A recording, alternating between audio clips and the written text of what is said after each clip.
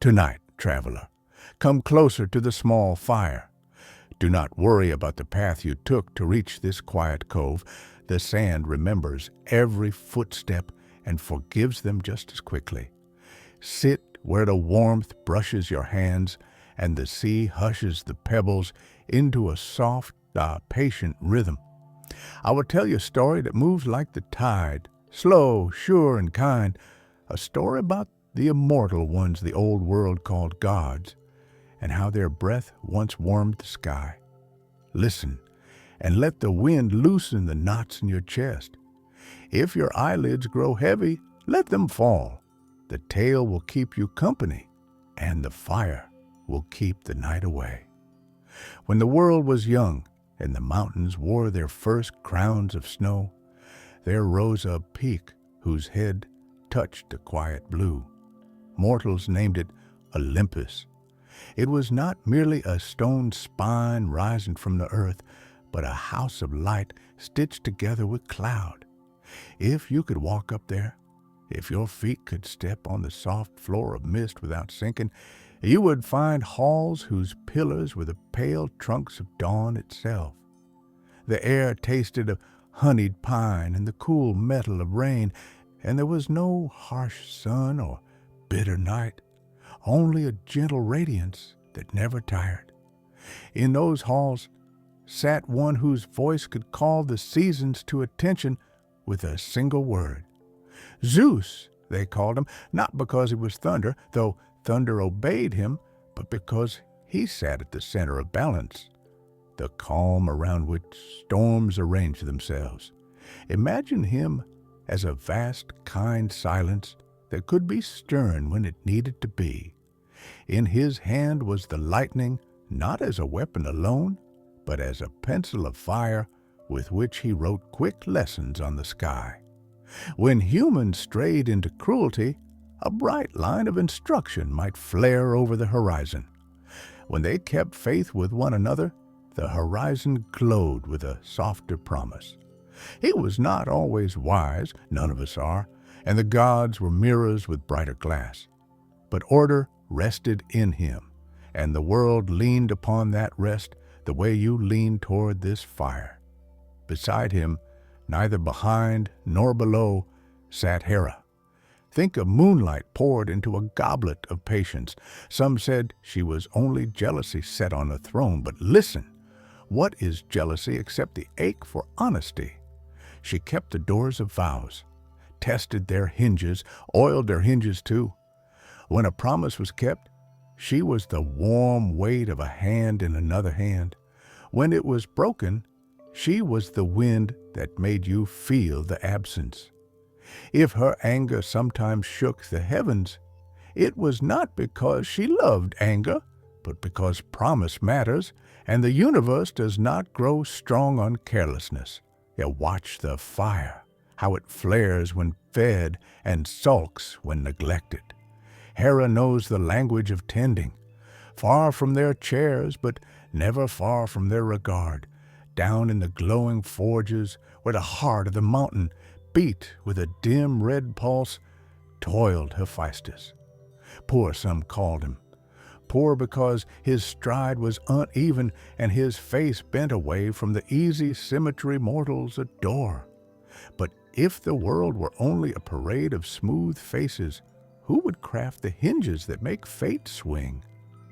Hephaestus made things that fit, a blade that belonged in a hand the way a river belongs in its bed, a cup that completed a thirst, a chain that could hold a promise steady against the pull of time. Sparks flew around him like copper bees. Each one landed somewhere in the human world as invention, as a new way to mend, as an understanding that heat can be a helper if you teach it kindness. And then, standing in the doorway where shadow and day shook hands, there was Athena. Some say she sprang from Zeus's mind with a bronze song ringing around her, but that is only to say that wisdom enters suddenly, like birds turning in unison, and you realize the pattern was always there. She wore a calm that made men put down their swords and pick up plans. The city that loved her most learned to argue without hatred and to shape stone into thought. If you have ever solved a knot while walking slowly, while the world seemed to stretch its fingers and help you, you have tasted her favor. She strode through workshops as confidently as through libraries. She believed a hand could think and a mind could build. When sailors charted the seasons by the moon's pale breath, she nodded quietly and straightened their lines. Across the courtyard of light, music rose that seemed to remember where it was going even as it wandered. Apollo played it upon a lyre that looked like a sunrise held in both hands. He was not only beauty, he was direction. The gold thread running through chaos that says, "This way." When he sang, the air itself became a map. In a valley where people had lost the old paths, his notes laid new ones. His prophecies were not traps, but lanterns, though like all lanterns, they could cast tricky shadows if you stared only at the edge of the light. He kept a home at Delphi, where the earth spoke from its deep caverns, and people learned to listen under the words for the steadier water of meaning. His twin, Artemis, moved where leaves breathe. She could step on moss without teaching it the weight of sorrow. The moon was her lamp, and the silver fringes of night her cloak.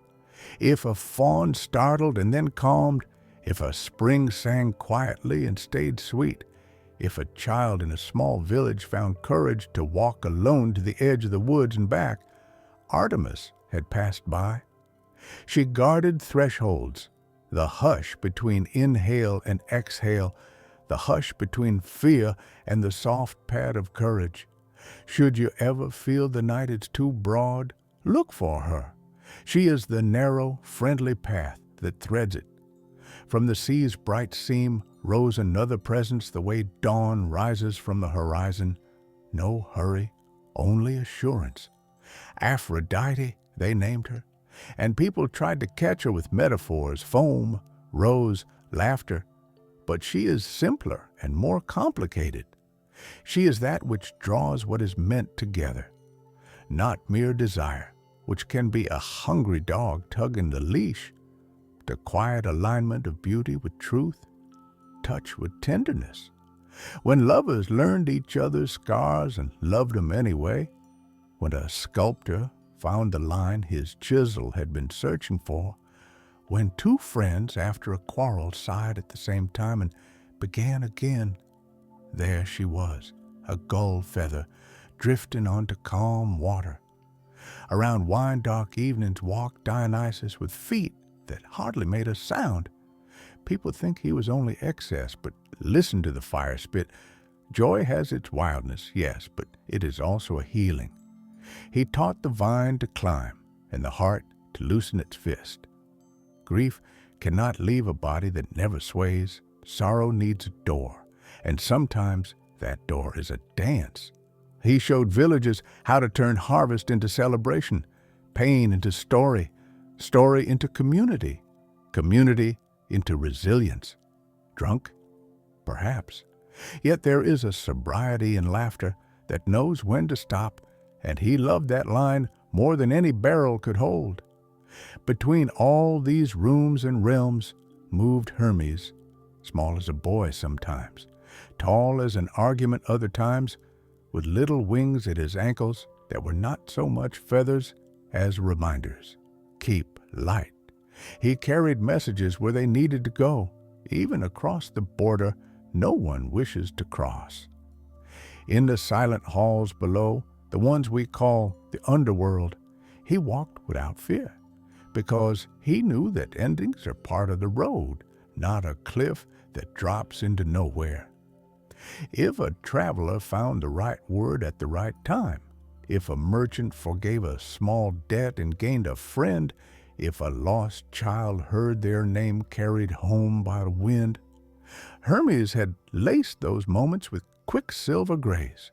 And yes, below, the realm of Hades. Do not tense. Think of a great library where voices are stored safely after they have finished their speaking. Down there, the air is cool and tastes of stone and clean water. Persephone rules beside him, a queen whose crown is the wheel of the year itself. When she rises, the first green writes itself into the fields. When she returns, the earth sighs into rest. Some call it sorrow that she must go and come, but take another look. We need sleeping seasons. Seeds learn their lessons in the dark and press upward wiser. Hades is no villain. He is the keeper of after, the steward of finished chapters. If you have ever closed a book and felt quiet gratitude for having read it, even as you placed it back upon the shelf, you have performed a small rite in his honor. So the house of light kept its rhythms, and the world below learned to echo them, sometimes poorly, sometimes beautifully. The gods were not above error. They were brimming with it as we are, only louder. Zeus's temper could flash like summer heat. Hera's hurt could sour into plots. Athena could be stern with those who mistook cleverness for wisdom. Apollo's certainties could press too hard upon soft lives. Yet because they held both flaw and splendor, mortals found mirrors in them. Mirrors bright enough to warn, kind enough to teach. We grew under their watching the way olives fatten in patient sunlight, slowly, full of usefulness. There were feasts, of course, where nectar chimed in shallow bowls and ambrosia lay upon golden plates that did not boast of their gold. The muses sang there, 9 sisters, each holding a thread of song, weaving them into a garment you could wrap around your loneliness and feel less alone. Calliope told stories that made courage behave itself. Euterpe taught breath to the flute and people to their breath. Terpsichore asked your feet to remember they were once leaves falling slowly. And when mortals caught even a sliver of that music, barns were built better, disagreements ended sooner, and lullabies learned the shape of forgiveness. Sometimes, from their bright home, the gods stepped into our dimmer rooms, not to strike us down for sport, as some tales grumble, but to learn again the softness of being embodied. Zeus might become a shepherd for an afternoon to feel the weight of wool and the responsibility of small lives that trust you. Hera might sit by a new mother's bed past midnight and place a hand like milk-cool light upon her brow. Hephaestus visited potters and showed them how to let the kiln be strict without being cruel. Athena crossed markets and admired the cleverness of baskets. Apollo stood in sick rooms and tuned the air until fever loosened its grip. Artemis hovered by a door where a frightened child waked from a nightmare, and she shooed the fear out with a smile as thin and sure as a crescent moon. Aphrodite passed through crowded squares and, without stirring scandal, tilted people gently toward whatever they truly cherished. Dionysus found a weeping man under a fig tree and taught him a song that tasted like both salt and sugar. Hermes made sure travelers found fresh water before their canteens ran dry. Hades and Persephone? They walked unrecognized through autumn orchards, marveling at how fruit understands letting go. Do you feel the fire settling into a quieter orange? That is how the tale wishes to move now, softer still, like a cloak around your shoulders. There is a garden on Olympus that few speak of because its beauty is not loud. The paths are ground from crushed marble and time. When you walk there, your steps rise scented. In that garden, the immortals come to practice forgetting their worries, for even a god needs to remember the art of rest. Zeus leaves his thunderbolts outside the gate like a visitor leaving his boots at a friend's door. Hera sets down the ledger of vows and watches bees teach fidelity to flowers. Hephaestus unbinds his hands and lets the fountain's cool fingers knead the work from its knuckles. Athena removes her helm and listens to leaves debate the direction of the breeze. Apollo lowers the lyre to his lap and learns a silence deeper than music. Artemis loosens her bowstring and counts the pale freckles of starlight on her own arms. Aphrodite slips off her jewels and discovers the garden loves her just as much without glitter. Dionysus pours water into a cup and drinks it happily, as if water were a miracle, which it is. Hermes lies back and watches the sky write quick letters to itself, laughing when he almost reads them. Hades sits in the shade and is so gentle with the ants that they forget to fear him. Persephone rests her cheek against the tree bark, and the sap sighs with a sound like gratitude. From that garden, blessings spill. They do not crash down like waves. They arrive like dew. Lovers wake less angry. The anxious find a rhythm for their breath. Farmers plan with a new patience. Children dream of friendly woods. Elders feel the soft hands of memories that hold without pinching. And you listening here feel the sand agree with your weight, forgivable and forgiven. Of course, there were wars and griefs in the old days, as there are in ours, but the gods taught a secret that many missed because it is so simple. They taught that attention is a prayer. If you tie your shoe with care, you honor Hephaestus. If you greet the morning without bitterness, you nod to Apollo. If you protect a promise even when no one is watching, Hera smiles, and Zeus straightens the frame of the day around you. If you pause before speaking and choose the word that builds rather than bruises, Athena's owl blinks somewhere nearby in pleased approval. If you walk at night and feel watched over by something gentle you cannot name, Artemis is within arm's length. If you let joy braid through sorrow until each is true, but neither is tyrant, Dionysus has set the music. If you allow love to be not a hunger but a home, Aphrodite sits at your table. If you help a traveler, or forgive a small harm, or carry a message faithfully, Hermes claps you on the shoulder and vanishes, grinning. If you can say goodbye when goodbye is needed and still love what has ended, Hades bows like a courteous librarian, and Persephone plants a seed in your pocket. The old stories speak of heroes as if they were flames. Perhaps they were. But tonight, by this beach fire, let us be content with embers, small, steady lights that stay. The immortals are not far from us. They walk just a thought width away. In the rustle of laurel, a judgment softens. In the hush before dawn, a prophecy remembers to be kind. In the shared blanket of a family, a kingdom rests untroubled. In a craftsman's shop, the hammer strikes truer than yesterday. In a cup of clear water, joy. In a leaf's fall, a promise of return. Now, hear how the sea has slowed its speech. The stars have climbed to higher perches, and the moon has tilted her lamp so your road through sleep will be well lit. The gods are drawing their curtains above the mountain, not to shut us out, but to teach us how to dim our own rooms with peace. Zeus lays the lightning back into its velvet case. Hera closes the book of oaths and sets a sprig of rosemary between its pages for sweetness. Hephaestus quenches the last coal with a hiss like a lullaby.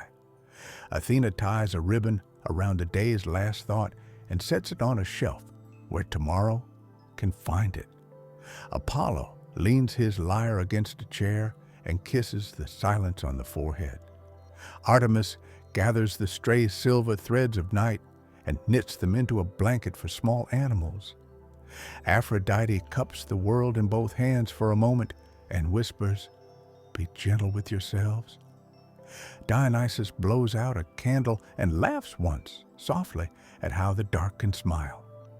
Hermes checks the locks and finds them all to be trust. Hades counts the dreams that have arrived safely at his harbor. Persephone touches the earth, and every seed turns in its sleep toward spring. Traveler, the fire is lower now, but it is not gone. It does not need to be bright to be faithful. You can lie back. The sand will take your shape and not complain. If worries come, let them sit on the beach a while and listen to the same tide that listens to us.